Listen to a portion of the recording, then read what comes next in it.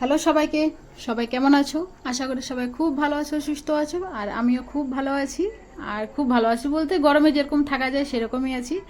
তো অনেক দিন পর আমি একটা ব্লগ ভিডিও নিয়ে এলাম, কারণ ব্লগ ভিডিও দিইনি। তার একটা কারণ হচ্ছে, প্রথমত মানে প্রচণ্ড পরিমাণে গরম।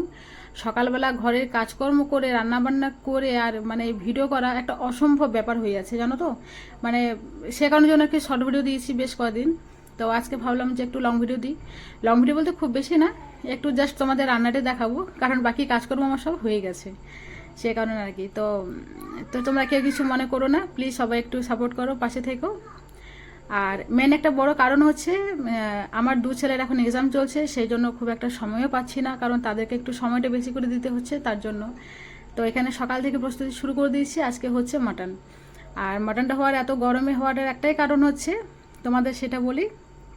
আজকে আমার ননদ আর ননদের ছেলে এসছে, মানে আমার ভাগ্নে এসছে। তো ওর মামার খুব ইচ্ছে যে ভাগ্নেকে মাংস করে খাওয়াবে, কারণ আমার ননদের ছেলে বাইরে পড়তে চলে যাবে। সে কারণে আর কি, এরপর কবে দেখা হবে না হবে কোনো তো ঠিক নেই, সেই জন্য আর কি ওর ইচ্ছে। আমার ঠিক আছে, চলো নেমন্তন্ন করো, আমি একটু ভালো করে রান্নাবান্না করে একটু খাইয়ে দিই। আমারও খুব ভালো লাগে ভালো করে রান্নাবান্না করে খাওয়াতে, না সত্যি আমার খুব ভালো লাগে। তো সেই জন্য আর কি।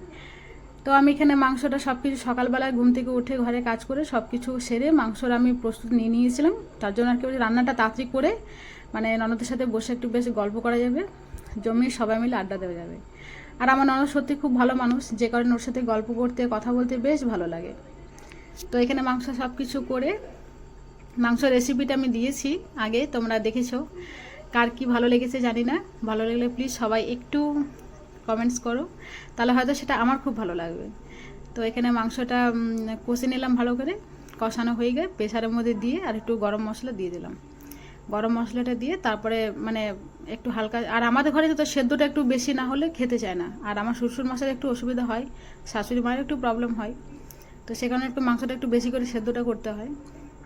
তো এখানে হয়ে গেছে।